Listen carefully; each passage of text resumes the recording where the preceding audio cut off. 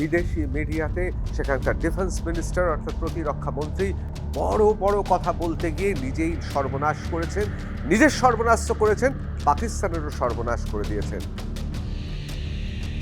গোটা দেশ জুড়ে বারবার আলোচিত হচ্ছে, এখনো ভারত কিছু করছে না কেন? রক্ত আমাদের টকবক করে ফুটছে। ওরা ভয় পাচ্ছে কনফ্রন্ট করতে, আমাদের সরাসরি সংঘর্ষকে ভয় পাচ্ছে, আর সেই জন্যই কাঁদুনি গাইছে। কিন্তু কার কাছে গাইবে? রুশ থেকে মার্কিন যুক্তরাষ্ট্র, চীন থেকে শুরু করে ইসরায়েল, পৃথিবীর সমস্ত শক্তিধর দেশ তারা ভারতের পাশে রয়েছে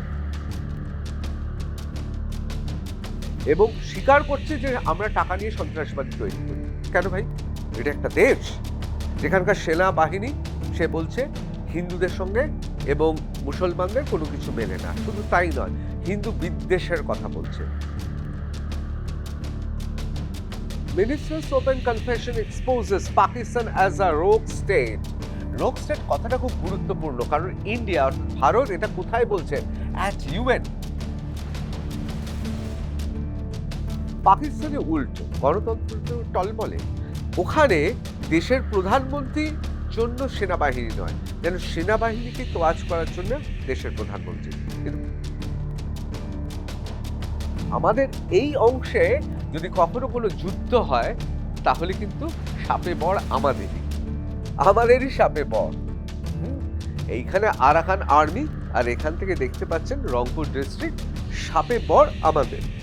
এবং পাকিস্তান যেহেতু এয়ার স্পেস ব্যবহার করতে পারবে না, পাকিস্তান বাংলাদেশে যদি ঢুকতে হয় তাহলে পাকিস্তানকে কোথা থেকে ঢুকতে হবে? এখান থেকে আফগানিস্তানে যেতে হবে, আফগানিস্তান থেকে তাজিকিস্তান যেতে হবে, এবং চীন ঘুরে এসে তারপর কোথায় যেতে হবে? এই যে আকাশ সীমানা, এটা কার? একদিকে ভুটান আর একদিকে নেপাল, আর এখানে কার আকাশ সীমানা? ভারতের আকাশ সীমানা। এবং এটা কি সম্ভব? রূপকথায় সম্ভব। পাকিস্তান আর বাংলাদেশের যারা রূপকথায় খোয়াব দেখছেন তাদের পক্ষে সম্ভব। আমরা জবাব দেবই, এবং জবাব দেব এই উন্মত্ত ইসলামিক সন্ত্রাসবাদী যারা সৈন্য রূপে, পাক আর্মি রূপে আসছে, তাদের আমরা জবাব দেব। এবং এই জবাবটা গোটা দেশ দেবে, এবং আমাদের 140 কোটি মানুষ একযোগে আমরা লড়াই করব। আমাদের মধ্যে যারা গাদ্দার আছে ইতিমধ্যেই তাদের নিশ্চিহ্ন করে দেওয়ার সমস্ত পরিকল্পনা নেওয়া হয়েছে। নমস্কার বন্ধুরা, আমি ঋতব্রত ভট্টাচার্য, শুরু করছি রণক্ষেত্র। অনেকের মনে অনেক প্রশ্ন ভিড় করছে, এত দেরি হচ্ছে কেন? কিসের দেরি? কিসের দেরির কথা বলছেন? অনেকে ভাবছেন যে পাকিস্তান এত বড় বড় কথা বলছে, বিদেশি মিডিয়াতে সেখানকার ডিফেন্স মিনিস্টার অর্থাৎ প্রতিরক্ষা মন্ত্রী বড় বড় কথা বলতে গিয়ে নিজেই সর্বনাশ করেছেন, নিজের সর্বনাশ তো করেছেন, পাকিস্তানেরও সর্বনাশ করে দিয়েছেন। অনেকে বলছেন স্লিপ অফ টাং, অর্থাৎ অসতর্কবশত সত্যি কথা বেরিয়ে পড়েছে। আজকে সে নিয়ে আলোচনা করব। কিন্তু যে বিষয়টা এই মুহূর্তে গোটা দেশ জুড়ে বারবার আলোচিত হচ্ছে, এখনো ভারত কিছু করছে না কেন? রক্ত আমাদের টকবক করে ফুটছে। ওই জেহাদি অর্থাৎ পাকিস্তানি সেনাবাহিনীর ইউনিফর্ম পরিহিত জেহাদি, কতক্ষণে সেই জেহাদিগুলোকে আমরা কচুকাটা করব। মনুষ্য জন্ম নিয়েও যারা মানুষ হতে পারেনি, যারা হিন্দু মুসলমান আলাদা আলাদা করে ভাগ করে, সেই দেশের আর্মিকে কতদিনের মধ্যে ইন্ডিয়ান আর্মি ধূলিসাৎ করে দেবে। কতদিনের মধ্যে পাকিস্তান হবে গাজা, ধ্বংসস্তূপ পাকিস্তানে থাকবে, আমাদের তর সইছে না। কিন্তু আপনাদের বলে রাখি, ইতিমধ্যেই বেশ কিছু সিদ্ধান্ত অত্যন্ত গুরুত্বপূর্ণ ঘোষণা হয়ে গেছে। ভারতীয় আকাশ সীমানায় আর কোনো পাকিস্তান এয়ারলাইন্সের কোনো ধরনের বিমান চলাচল করতে পারবে না। এমনকি ভারতীয় কোনো বন্দর অর্থাৎ জল বন্দর ব্যবহার করতে পারবে না পাকিস্তানের কোনো জাহাজ।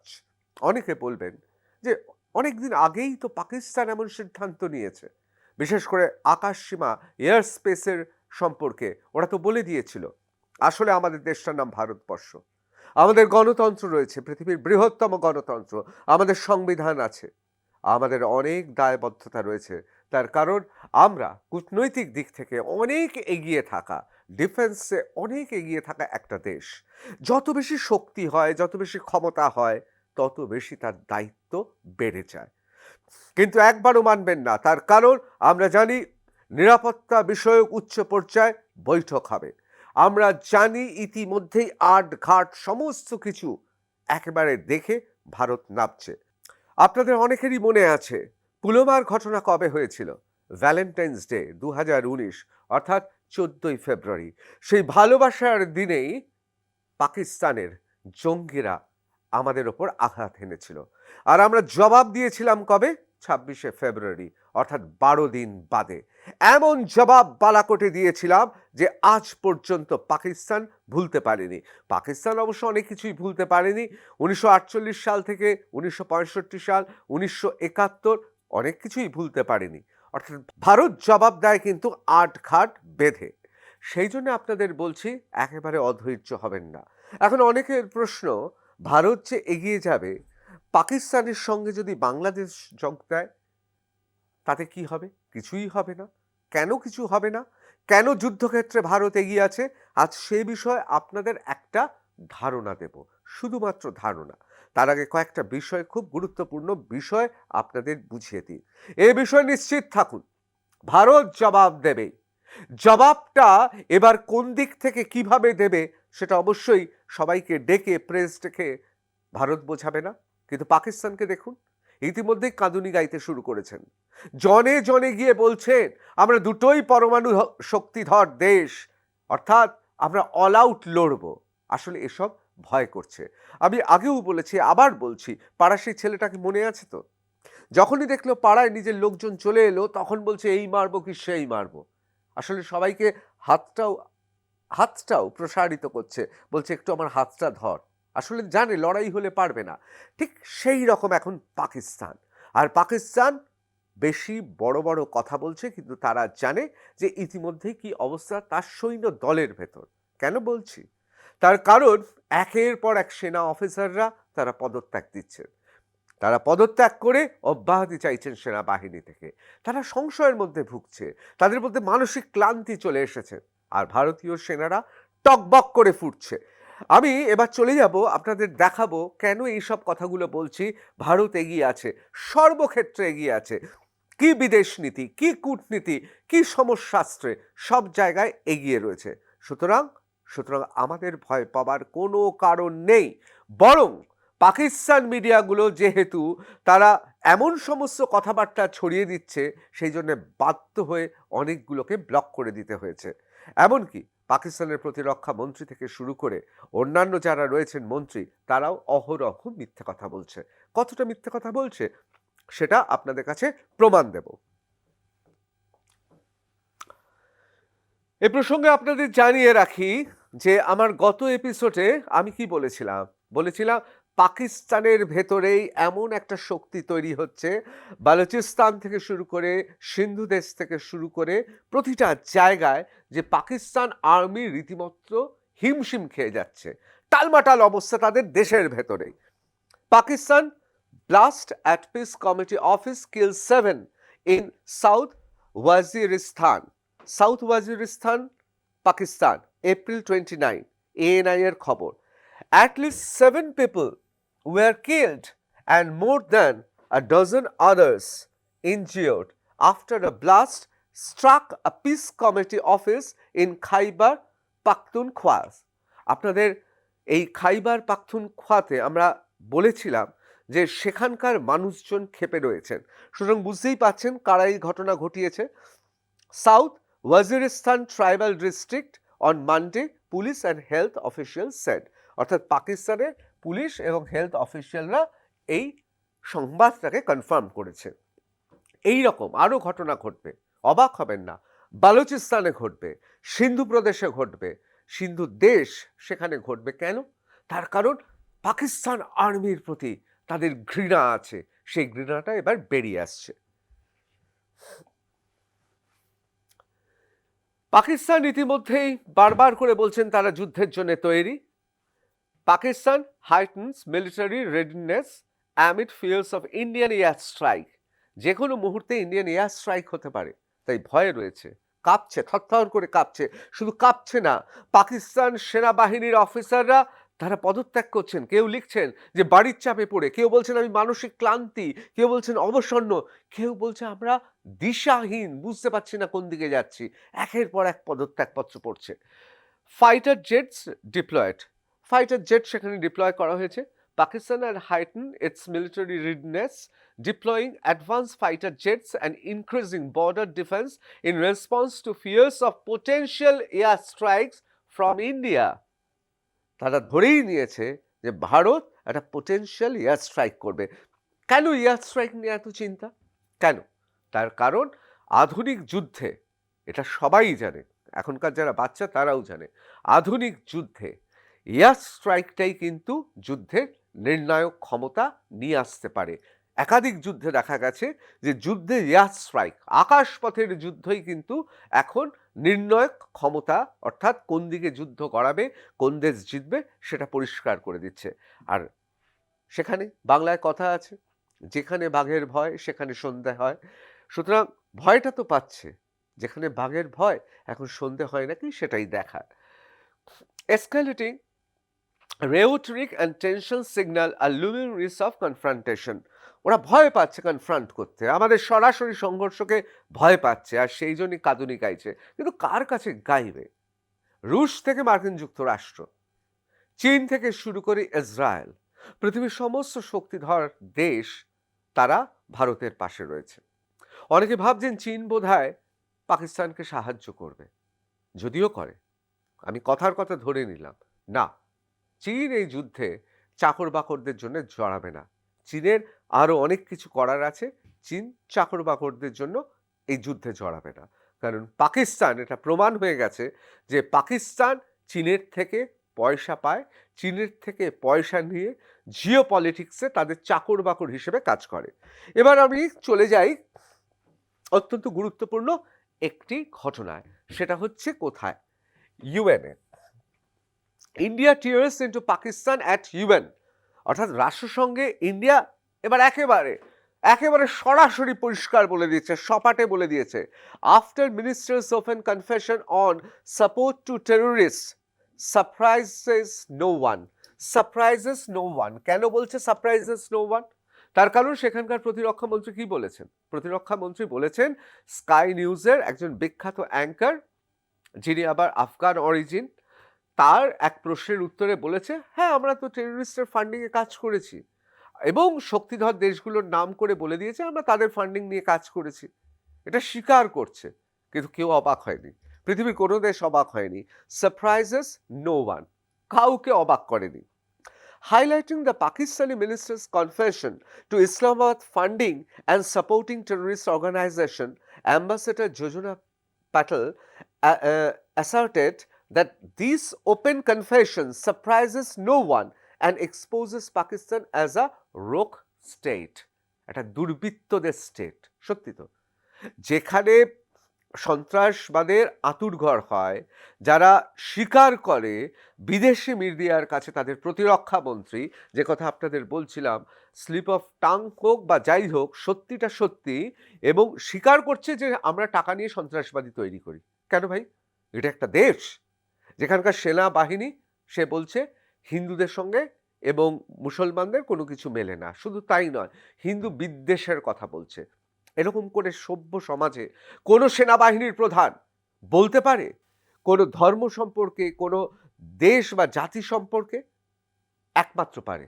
এই কারণে বারবার করে আপনাদের বলছি যে জেহাদিরা যদি সেনাবাহিনীর ইউনিফর্ম পরে তাহলে এরকমই তাদের কদর্য রুচি হয়, যেটা আসিম মুনির অর্থাৎ পাক সেনা প্রধানের রয়েছে। ইন্ডিয়ান এক্সপ্রেস তারাও এই একই রিপোর্টিং খুব সুন্দরভাবে করেছেন। Ministers open confession exposes Pakistan as a রোগ স্টেট। রোগ স্টেট কথাটা খুব গুরুত্বপূর্ণ, কারণ ইন্ডিয়া অর্থাৎ ভারত এটা কোথায় বলছেন? অ্যাট ইউএন, রাষ্ট্রসংঘে দাঁড়িয়ে ভারত বলছে। রোগ স্টেট মানে কি? মানে দুর্বৃত্তদের স্টেট। এবং সত্যি তো, সন্ত্রাসবাদের আঁতুড়ঘর, দুর্বৃত্ত একের পর এক সন্ত্রাসবাদীদের পাঠাচ্ছে। আমরা বলছি সামনাসামনি আয়, সামনাসামনি আয়, লড়াইটা এবার সামনাসামনি হোক। আর সামনাসামনি তো লড়াই করবে না, বাত্তাল্লা চলছে চারিদিকে, ফাঁকা কলসি বাজে বেশি, ঠিক সেই কাজটাই করে দেখাচ্ছে পাকিস্তান। এই কথা কে বলছেন? অত্যন্ত গুরুত্বপূর্ণ ব্যক্তি বলছেন। তার নাম যোজনা প্যাটেল। তিনি কে? Ambassador Yojna Patel, India's deputy permanent representative at UN. রাষ্ট্রসংঘে তিনি ডেপুটি পার্মানেন্ট রিপ্রেজেন্টেটিভ। তিনি এই কথা বলছেন এবং গোটা পৃথিবী শুনছে। কেন এই কথা বারবার বলছি আমরা? কেন যুদ্ধের সঙ্গে এর এত যোগাযোগ? এই হচ্ছে সেই প্রতিরক্ষা মন্ত্রী। তিনি বলছেন, পাকিস্তানি মিনিস্টার, তিনি বলছেন, if India launches an all-out attack, there will be all-out war. এটা কে বলছেন? স্কাই নিউজে বলছেন আলদা হাকিম আস্ক পাকিস্তানস ডিফেন্স মিনিস্টার, এর নাম হচ্ছে খাওয়াজা আসিফ। তিনি বলছেন যে পাকিস্তান কিভাবে রেসপন্ড করবেন, সেখানে এই কথা বলছেন। এই কথাটা এত গুরুত্বপূর্ণ কেন? এই কোটেশনটা এতটা গুরুত্বপূর্ণ কেন? তার কারণটা হচ্ছে, বলছিলাম না, ফাঁকা কলসি বাজে বেশি। বলছে ইন্ডিয়া যদি অল আউট লড়ে, আমরা অল আউট লড়বো। এখন প্রশ্ন হচ্ছে এটা কি? তুমি যদি আমার সঙ্গে লড়াই করো অল আউট, আমি অল আউট লড়বো। আসলে এই কথাটার অন্তর্নিহিত অর্থ ব্ল্যাকমেলিং করা। গোটা পৃথিবীকে বলছে আমিও পরমাণু শক্তিধর, ইন্ডিয়াও পরমাণু শক্তিধর, ওরা যদি কিছু করে আমরা পরমাণু আমরা চার্জ করে দেব। আরে এত সোজা, এত সোজা। তোদের কাছে আদৌ সেই চাবিকাঠি আছে? একটা পরমাণু শক্তিধর হলেই হয় না, তাকে লালন পালন করতে হয়। তোদের যা জিডিপির হাল, তোদের দেশের যা অর্থনীতির হাল, আদৌ ঠিক আছে তো? এই পরমাণু শক্তি দেখিয়ে অনেক দিন ধরে তালিকায় নিজেদের একটা জায়গায় রেখেছিস, যদিও ইন্ডিয়ার থেকে অনেক অনেক নিচে, কিন্তু তা সত্ত্বেও আসলে অনেকে মনে করেন যে যেহেতু একটা আতঙ্কে ভুগছে, সেই জন্য প্রতিরক্ষা মন্ত্রী এই কথা বলছেন। আবার এই প্রতিরক্ষা মন্ত্রী স্বীকার করেছেন যে সন্ত্রাসবাদীর আতুরঘর আমরা, এবং সে বলছে মার্কিন যুক্তরাষ্ট্র তাদের ব্যবহার করেছে, ইউরোপের অন্যান্য দেশ তাদের ব্যবহার করেছে। আরে যাকে ব্যবহার করে, অর্থাৎ পাড়ার যে ভাড়াটে গুন্ডা, সেই গুন্ডাকে ব্যবহার করেছে। মনে হচ্ছে এইসব শক্তিধর দেশ আসল চাবিকাঠিটা রেখে দিয়েছে কোথায়? এদের হাতে দিয়েছে? আদৌ দেয়নি। কিন্তু ফাঁকা কলসি বাজে বেশি বলে যাচ্ছে। দ্য গার্ডিয়ান বলছে Pakistan and India exchange fire at UN কলস for maximum restraint. Countries trade blows across line of control in disputed Kashmir as tension rise after deadly shooting. সত্যি তো, এই ঘটনার পর সেনাপ্রধান আসিম মুনির তিনি ভুলভাল বকেছেন, কিন্তু এই ঘটনার পর, পেহেলগামের ঘটনার পর, ভারতের যেন ধৈর্যের বাঁধ ভেঙেছে। কেন বলছি? কারণ যেভাবে নিরপরাধ পর্যটকদের উপর গুলি চালানো হয়েছে, যেভাবে প্যান্ট খুলে কে হিন্দু দেখা হয়েছে, কোথাও যেন এর মধ্যে যে সন্ত্রাসবাদ কত কদর্য হতে পারে পাকিস্তান সেটা দেখিয়ে দিয়েছে। সত্যি তো, India Pakistan troops exchange fire, এটা তো হবেই। পাকিস্তান's defense minister Khwaja Mohammad Asif informs a TV outlet that there is an immediate threat of a confrontation, অর্থাৎ an immediate threat, আর কিছুক্ষণের মধ্যেই শুরু হয়ে যাবে, এবং হুমকি চলছে, এবং যুদ্ধের একেবারে সাজো সাজো রূপ, এবং একেবারে দুপক্ষই প্রস্তুত, এ কথাই বলা হচ্ছে। এ প্রসঙ্গে আপনাদের জানিয়ে রাখি, ওখানকার প্রধানমন্ত্রী, পাকিস্তানের প্রধানমন্ত্রী, আসলে পাকিস্তানের সঙ্গে আমাদের একটা তফাৎ রয়েছে। আমাদের দেশের প্রধানমন্ত্রী তিনি জনতার দ্বারা নির্বাচিত, রাষ্ট্রপতি আমাদের গোটা দেশের, তিনি হচ্ছেন প্রতীক, সবার উপরে রয়েছেন। সেনাবাহিনী দেশের জন্য, দেশের জনগণের জন্য, দেশের সীমানা রক্ষায় এবং দেশকে রক্ষার জন্য নিয়োজিত। পাকিস্তানে উল্টো, গণতন্ত্র টলমলে।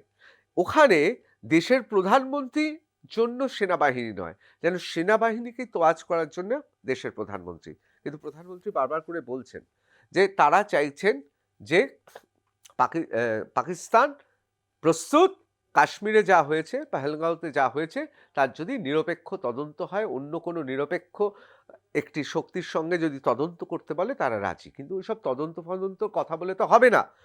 আপনার প্রতিরক্ষা মন্ত্রী থেকে শুরু করে আপনি যুদ্ধ বন্ধ করার জন্য বিভিন্ন জায়গায় ঘুরে বেড়াচ্ছেন, ভাবছেন যে আমরা পরমাণু শক্তিধর, এবং ইন্ডিয়া অর্থাৎ ভারতও পরমাণু শক্তিধর, যুদ্ধটা এবার থেমে যাবে। আসলে ভয় পাচ্ছে লড়তে। আবার অন্যদিকে এইসব আজে বাজে কথা বলবেন, হবে না। কিসের? কিসের জন্য নিরপেক্ষ তদন্ত? আমরা তো আগেও আপনাদের ভিডিও ক্লিপ দিয়ে দিয়েছি, আপনাদের সমস্ত কিছু দিয়ে দিয়েছে। আপনাদের আপনাদের বিচারপতি কি বলেছেন? আপনাদের বিচারপতি আমরা যখন সমস্ত তথ্য দিয়ে দিয়েছিলাম, আপনারা বলেছিলেন ওটা একটা লিটারেচার। ওগুলো শুধু গল্প কথা। আপনারা বিচারই করেননি। সুতরাং পাকিস্তান ভয় পেয়ে বলছে বিচার করা। কিসের বিচার? এখানে তো সন্ত্রাসবাদীদের বিচার তো হবেই। আর ওই সন্ত্রাসবাদীদের হবে যারা সন্ত্রাসবাদীদের চালায়, আইএসআই থেকে শুরু করে পাকিস্তান আর্মি। ওরাই তো সবচেয়ে বড় সন্ত্রাসবাদী। সুতরাং ইন্ডিয়ান ডিফেন্স রিসার্চ উইং একটা খুব গুরুত্বপূর্ণ কথা বলছে। কি বলছেন? It's time for India to shut down UNMOGIP office in Kashmir. এই ইউএনএমও জিআইপি কি?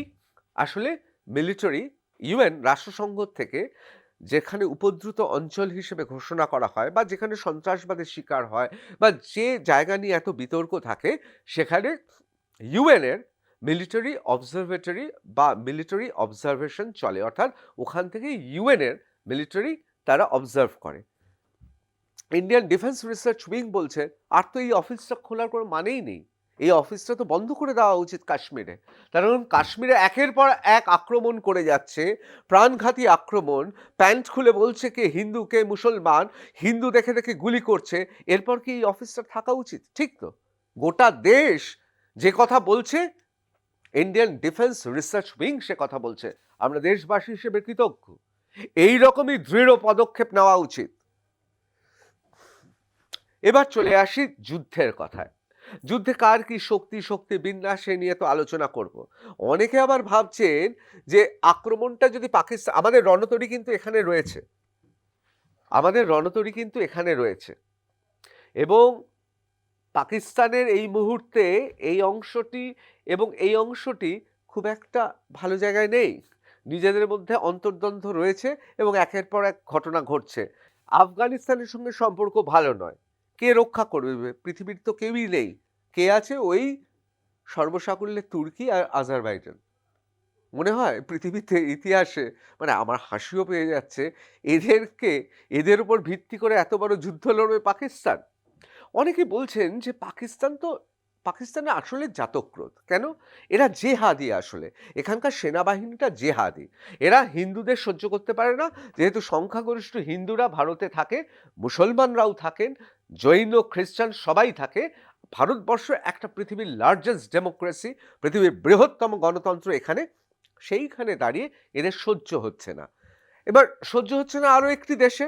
অনেকে বলেন এখন এই দেশটাও মৌলবাদীদের হাতে চলে গেছে, সেটা হচ্ছে বাংলাদেশ। বাংলাদেশ এখন মৌলবাদীদের হাতে, এবং এই বাংলাদেশকে ওরা ব্যবহার করবে না তো। এবং ইদানিংকালে পাকিস্তানের সঙ্গে দহরম মহরম হচ্ছে, এবং ডক্টর মোহাম্মদ ইউনিস তিনি চাইছেন পাকিস্তানের সঙ্গে যোগাযোগ করে যদি চীনের একজন চাকর বাকর হওয়া যায়, এবং চীনে গিয়ে কি বলেছেন সবাই জানি। এখন প্রশ্ন হচ্ছে পাকিস্তানের সঙ্গে যুদ্ধ হলে বাংলাদেশ যদি কিছু করে, আমি আপনাদের বলে দিচ্ছি নিশ্চিন্তে থাকুন। প্রথমত হচ্ছে বাংলাদেশ তার আর্মি, তারা জানেন ভারতীয় আর্মির শক্তি ক্ষমতা কি। এবার প্রশ্ন হচ্ছে এই বাংলাদেশকে, কারণ বাংলাদেশের একজন উপদেষ্টা এই কাশ্মীরের ঘটনায় এমন সমস্ত কথা বলেছেন, এবং যিনি এই ঘটনা ঘটিয়েছেন, অর্থাৎ ওনাদের যে উপদেষ্টা, তিনি তাদের দেশেই চড়থাপ্পড় খেয়েছে। তার কারণ তাদের দেশেও তাকে কেউ শ্রদ্ধা করে না। ফেসবুকে তিনি পোস্ট করেছেন, সেই পোস্টকেও উঠিয়ে দিয়েছে। কিন্তু তাও আমি তর্কের খাতিরে ধরে নিলাম যে বাংলাদেশে কতিপয় মৌলবাদী, উন্মত্ত মৌলবাদী, জেহাদি, ইসলামী জেহাদি গোষ্ঠী যারা রয়েছেন, তারা পাকিস্তানকে সাদরে অভ্যর্থনা করে নিয়ে এসে ৭১-এর ইতিহাস তো জলাঞ্জলি দিয়েইছে, তারা মুক্তিযুদ্ধের ইতিহাস ভুলে এখানে তাদের ব্যবহার করতে দিল, কিচ্ছু না। তাহলে পাকিস্তান তার সহোদর হিসেবে যদি বাংলাদেশ এগিয়ে আসে, বাংলাদেশকে যোগ্য জবাব আমরা দেব। বেশি কিছু বলবো না, তার কারণ যুদ্ধের পরিস্থিতিতে বেশি কিছু বলার দরকার নেই। কিন্তু মনে রাখবেন আমাদের এলিট কোরগুলো রয়েছে, আমাদের এলিট কোর রয়েছে। সুতরাং এখানে আমাদের এই অংশে যদি কখনো কোনো যুদ্ধ হয়, তাহলে কিন্তু সাপে বর আমাদেরই সাপে বর। এইখানে আরাকান আর্মি, আর এখান থেকে দেখতে পাচ্ছেন রংপুর ডিস্ট্রিক্ট, সাপে বর আমাদের। এবং পাকিস্তান যেহেতু এয়ার স্পেস ব্যবহার করতে পারবে না, পাকিস্তান বাংলাদেশে যদি ঢুকতে হয় তাহলে পাকিস্তানকে কোথা থেকে ঢুকতে হবে? এখান থেকে আফগানিস্তানে যেতে হবে, আফগানিস্তান থেকে তাজিকিস্তান যেতে হবে এবং চীন ঘুরে এসে তারপর কোথায় যেতে হবে? এই যে আকাশ সীমানা, এটা কার? একদিকে ভুটান আর একদিকে নেপাল, আর এখানে কার আকাশ সীমানা? ভারতের আকাশ সীমানা। এবং এটা কি সম্ভব? রূপকথায় সম্ভব। পাকিস্তান আর বাংলাদেশের যারা রূপকথায় খোয়াব দেখছেন তাদের পক্ষে সম্ভব। ভাবুন, পাকিস্তান থেকে আফগানিস্তান হয়ে, প্রথমত আফগানিস্তানের তালিবান, তারা ভারতের সঙ্গে সম্পর্ক অত্যন্ত মধুর এখন। আফগানিস্তান তার আকাশপথ ব্যবহার করতে দেবে না। আর কোন দিক দিয়ে যাবে? কোন দিক দিয়ে যেতে পারে? এখান থেকে আসবে, এসে বে অফ বেঙ্গল দিয়ে ঢুকবে, যেটা ডক্টর মোহাম্মদ ইউনুস বলেছেন তারা হচ্ছেন গার্ডিয়ান অফ সি, বে অফ বেঙ্গলের অভিভাবক। আপনার কি মনে হয় বে অফ বেঙ্গল আমরা ছেড়ে দেব? আর আসবে কি করে? এইখানে কি আছে? এই জায়গাটায় কি আছে? এখানে আমাদের রণতরী রয়েছে, সুতরাং এই পথটাও নেই। যদি কেউ মনে করে আরব সাগর ধরে শ্রীলঙ্কার পাশ দিয়ে বে অফ বেঙ্গল দিয়ে ঢুকবে, শ্রীলঙ্কা আমাদের মিত্র দেশ। আপনাদের মনে আছে শ্রীলঙ্কাতে মাননীয় প্রধানমন্ত্রী তিনি গিয়েছিলেন 3 দিনের সফরে। শ্রীলঙ্কার সবচেয়ে বড় যে পুরস্কার দেওয়া যেতে পারে, ভারতকে সেই পুরস্কার দিয়েছে, অর্থাৎ মাননীয় প্রধানমন্ত্রীকে দিয়েছে। শ্রীলঙ্কা মিত্র দেশ, সুতরাং কোনোভাবেই আসতে পারবে না। আর কোন দিক দিয়ে আসবে? গোটা পৃথিবী ভ্রমণ করে আসবে, সেক্ষেত্রেও মুশকিল।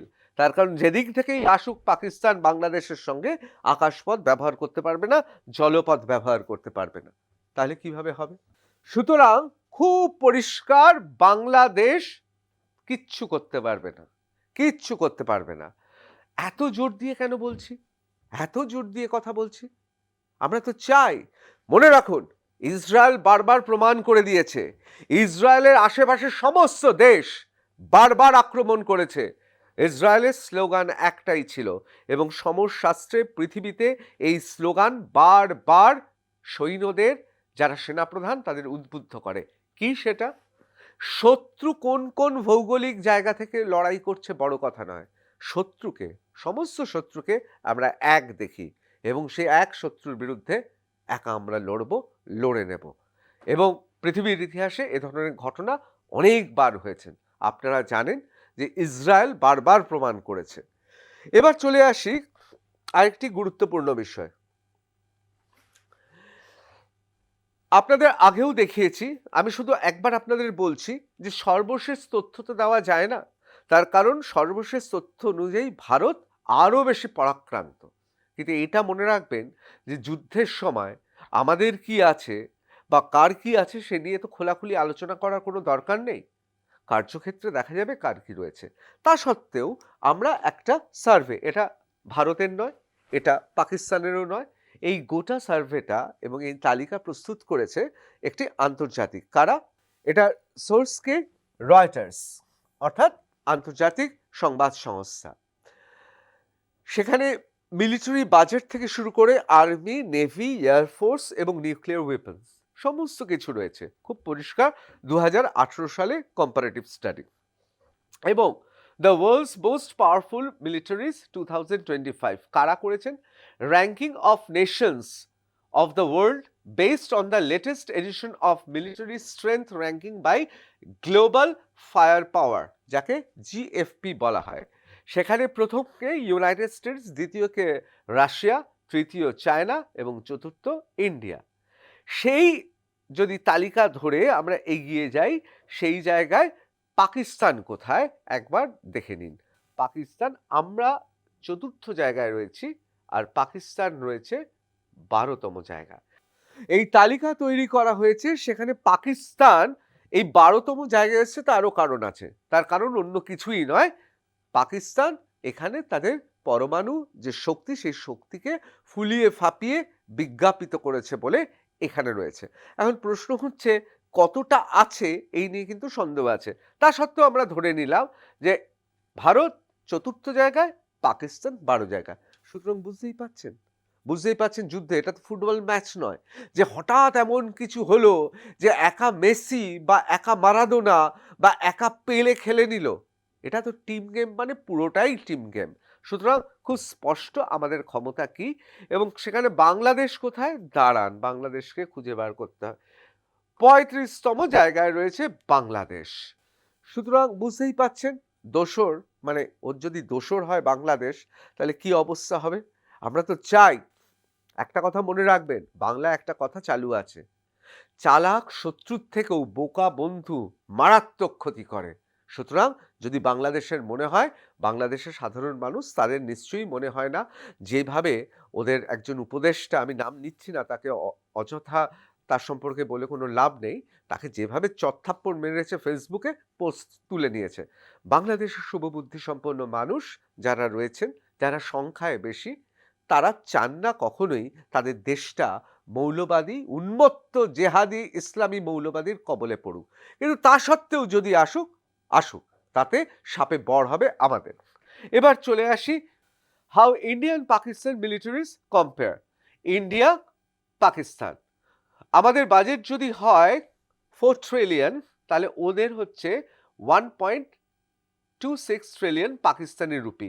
এখানে বলে রাখি, এটা 2018-র এই গোটা কম্প্যারিজন বা তুলনাটা 2018, এবং সেখানে খুব পরিষ্কারভাবে আপনাদের বলে রাখি সেই সময় নিরিখে, এবং ভারতীয় টাকার মূল্য অনেক বেশি পাকিস্তানের থেকে। সুতরাং বুঝতেই পাচ্ছেন যে দেশে পেট্রোল ডিজেল এবং তার দাম আকাশ ছোঁয়া, এবং মহড়ার জন্য যে দেশকে, প্রতিরক্ষা বিভাগের মহড়ার জন্য যে দেশকে অন্য জায়গা থেকে জ্বালানি ভিক্ষে করে কৌটো ঝাঁকিয়ে নিয়ে আসতে হয়, সে দেশ নাকি যুদ্ধ করবে। যাই হোক, আর্মি আমাদের যদি 12 লাখ হয় 2018, তাহলে ওদের 5.6 লাখ। 12 লাখটা এখন অনেক বেড়েছে, আমি সংখ্যায় যাচ্ছি না। ব্যাটল ট্যাঙ্ক আমাদের 3,565, ওদের 2,496।